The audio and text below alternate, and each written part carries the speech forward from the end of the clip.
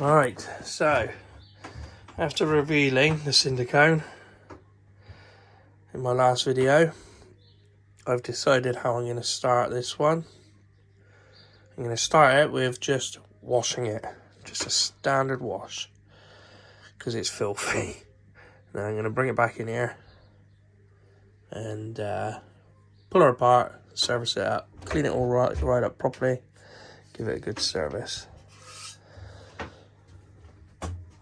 So, I've only had the front wheel off because I wanted to see what the brake disc was like and the brake pads. I think it is going to be a case of new brake pads, possibly new disc. I'm going to see if I can clean them up though. They are definitely contaminated. There's oil on them and all sorts of crap. So, but yeah, give it a good go. Catch you in a bit. Right, so there we go. Give it a quick rinse down. Bit of a wash off, just went over it quickly with a brush just to get the main bulk of the grub and the grime off. I have refilled a scratch there. It looks like a storage scratch again, but that has come up, the paintwork has come up quite sparkling. I think that's down to the colour. It's gonna pop when I give it a good polish, I think. As you can still see, there's still a bit of grease hanging around. But I shall do it all properly when I get it all apart properly. Just wanted to get the main bulk of it off for now. So, unfortunately, I went a bit too hard on with the brush here and actually taken the bit of the Kona off, the bit of the Kona sign off. Which is a shame, but yeah, it is what it is. When you use these degreasers and that, sometimes they can be a bit heavy, a bit harsh. So, still, yeah, well, you can see clearly, look at that spoke protector. It's immaculate. Now the brakes, although there's very little wear on them, I've definitely got to take them out and have a look at them. They're pretty badly contaminated, I think. So I've looked at a few videos, and apparently you can take these pads out and the discs off, and using some disc brake cleaner, doesn't have to be this one obviously, it can be any other brand, and a bit of sandpaper, you can clean them up. So I'm going to give that a go before I go spending any money getting new discs and pads, although they are cheap enough looking at them on eBay and other places obviously. But yeah, it's in great condition. A couple of storage marks, i.e. this and this here, but other than that, the rest of it is near new. So, over the moon. Anyway, right, let's crack on.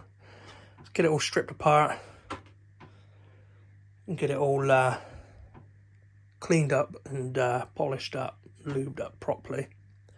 It's been stood for a very long time. 2008. What's that? It's 18, 20, 23, so 15 years it's been stood. So, tyres have held their air though, so. Still, right, catch you in a bit.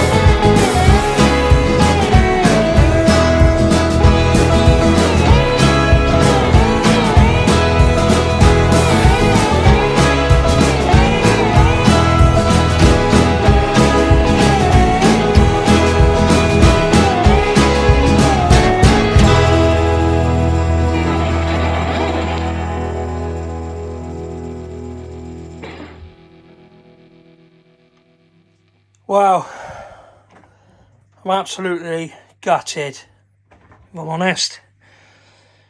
After a fight with this crankset, I've destroyed the crankset. There's no way that was coming off of there.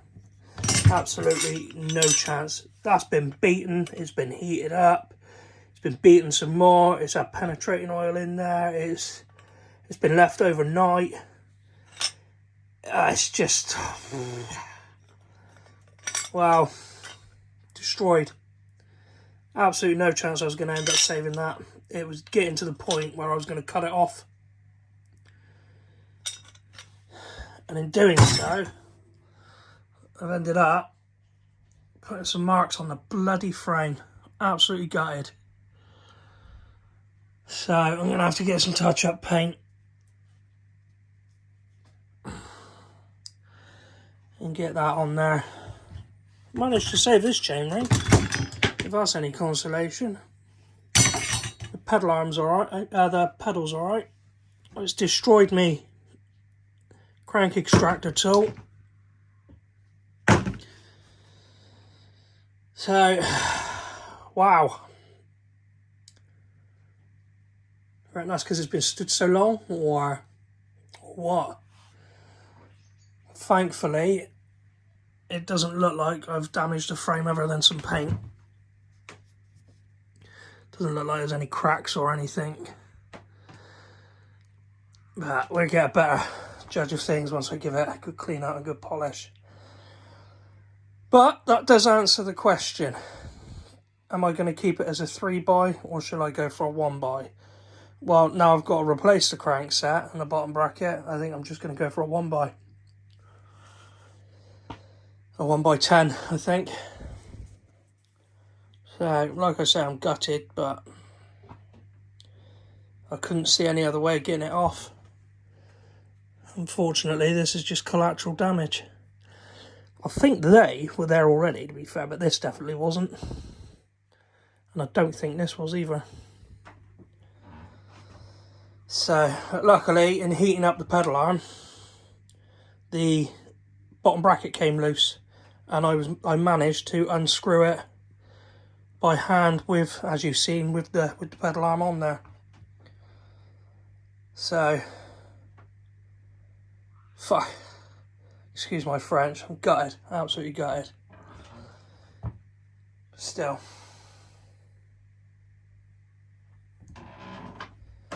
Hopefully we'll get over that with a dab of metallic red paint. Anyway, let's crack on with the rest of it.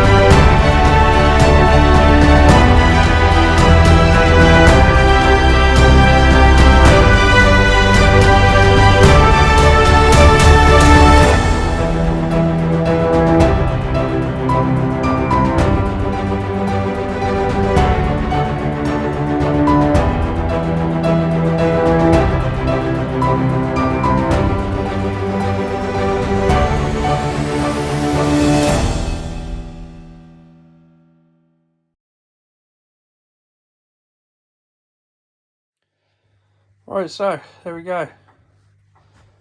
One frame stripped down, ready for a proper clean up and a polish. Get that cherry red paint sparkling. Don't quite know how that's got in there like it has, stuck like it is. I've even put it in the vise and beat it from this end, put the pedal arm in the vise, beat the bottom bracket, trying to beat the bottom bracket out with a screwdriver, and it's just not moving. It's like it's actually bloody welded in there.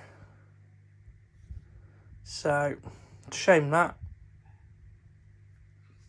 But 'tis what it is. It's what you get when you start mucking about with old bikes, I suppose. So now I got a number of options. Do I go one by? If I go one by, I've got to buy parts. Or do I go back 3x9? I have got an older Shimano LX crankset that I can use. But I have got a couple of other mods in mind for this one. I wanted to change the bars. They're wide enough for me. I'm quite happy with how wide they are. But they're quite a deep rise. So I wanted a shallower rise, really. So I might change the bars out. And I'm going to change the forks for a set of forks with a lockout. That's what I'm hoping to do anyway. So those Marzocchis are very nice. Obviously all Marzocchis are. But for some strange reason they're quite bouncy, those ones. Not sure on why. I'll have to have them apart and have a look. But yeah, until then I may put a different set of forks on, set with a lockout. But regarding the drive chain, I've never dabbled with a one by. I've never ridden a one by, so it's all new to me.